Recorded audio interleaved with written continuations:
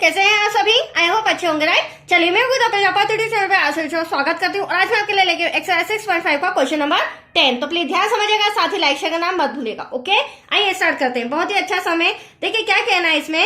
18 metre ऊंचे एक ऊर्ध्वाधर खंबे के ऊपरी सिरे से एक तार का एक सिरा जुड़ा हुआ है तथा तार का दूसरा सिरा एक खूंटे से जुड़ा हुआ है।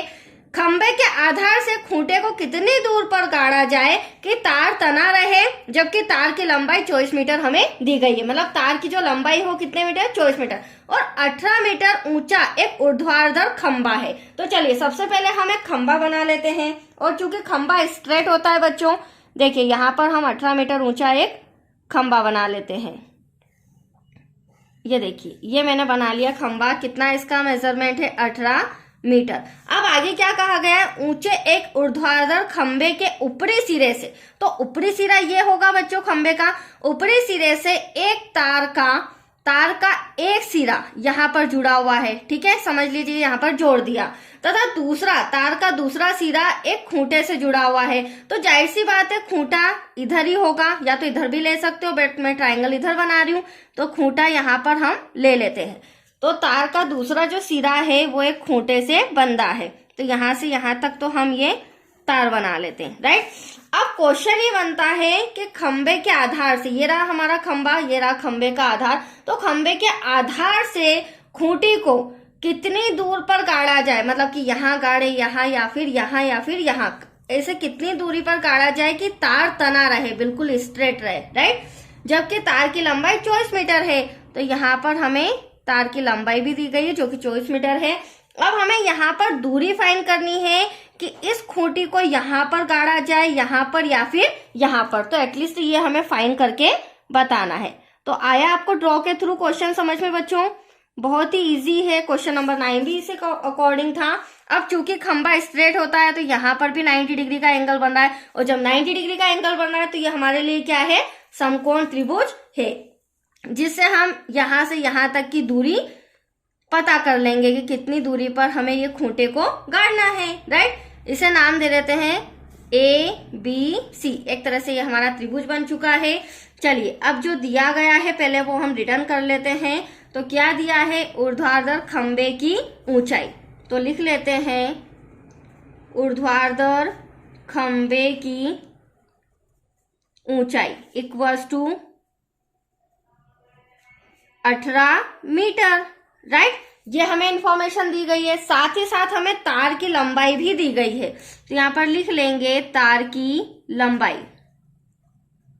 तो तार की लंबाई हो जाएगी हमारी 24 मीटर, राइट बच्चों। अब देखो, मैंने पहले ही बताया चूंकि हमारा ये एक ABC एक समकोण त्रिभुज है, तो यहाँ पर हम पाइथागोरस प्रमेय का यूज करके यहाँ पर हम आधार फाइंड कर लेंगे, क्योंकि एटलीस्ट ये हमारा कर्ण है, ये लंब है, देन ये आधार है। यहाँ लिख लेते हैं अतः पाइथागोरस प्रमेय से। अब पाइथागोरस प्रमेय क्या कहती है? तो पाइथागोरस प्रमेय यहाँ पर उसका फॉर्मूला लग जाएगा कर्ण का वर्ग। हमें इसके कथन से तो मतलब नहीं, कर्ण का वर्ग बराबर होना चाहिए लंब का वर्ग प्लस आधार का वर्ग। चलिए अब हम कर्ण क्या ले लेंगे? AC ले लेंगे। तो यहाँ AC का वर्ग आ जाएगा बच्चों।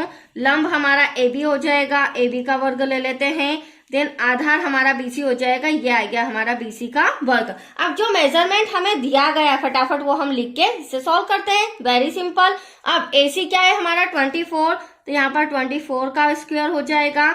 AB हमें 18 दे रखा है, तो 18 का हो जाएगा, 18 का वर्ग हो जाएगा, प्लस BC हमें फाइंड करना है। अब 24 का 24 में मल्टीप्लाई करोगे और 24 का स्क्वायर आप देखेंगे तो होता है 576। उसी प्रकार 18 का 18 में मल्टीप्लाई करेंगे 324 प्लस BC का वर्ग। अब एटलीस्ट हमें BC फाइंड करना है, तो ये 324 इधर आ जाएगा बच्चों, जो कि माइनस का हो जाएगा। इक्वल्स टू में हो गया हमारा BC का वर्ग। अब क्या करेंगे? माइनस करेंगे। 6 में से 4 गया, 2 बचा, 7 में से 2 गया, 5 बचा, 5 में से 3 गया, वापस से हमारा यहाँ पर 2 बचा। अब देखो हमें एटलीस्ट BC फाइंड करना है, ना कि BC का स्क्वायर। तो ये स्क्वायर हट जाएगा और यहाँ पर क्या लग जाएगा, स्क्वायर रूट लग जाएगा। 252 इक्वल्स टू BC। अब ध्यान से समझिएगा, 252 का कोई भी स्क्वायर रूट नहीं होता है, राइट। तो यहाँ पर हम क्या करेंगे, 252 का क्या ले लेंगे, एलसीएम ले लेंगे। एलसीएम से ये थोड़ा सा हमारे लिए इजी हो जाएगा, जिससे हमें यहाँ की दूरी पता चल जाएगी। तो देखिए एलसीएम लेंगे, 2 1 जा 2, 2 2 जा 4, बचा यहाँ पर 1, 2 6 जा 12। वापस 2 से जाएगा बच्चों, 2 6 जा 12, 2 3 जा 6। अब ये 2 से नहीं जाएगा, इसे 3 से सॉल्व करेंगे। तो 3 2 जा 6, 3 1 जा 3, 3 7 जा 21, देन लास्ट में बचा 7 1 जा 7।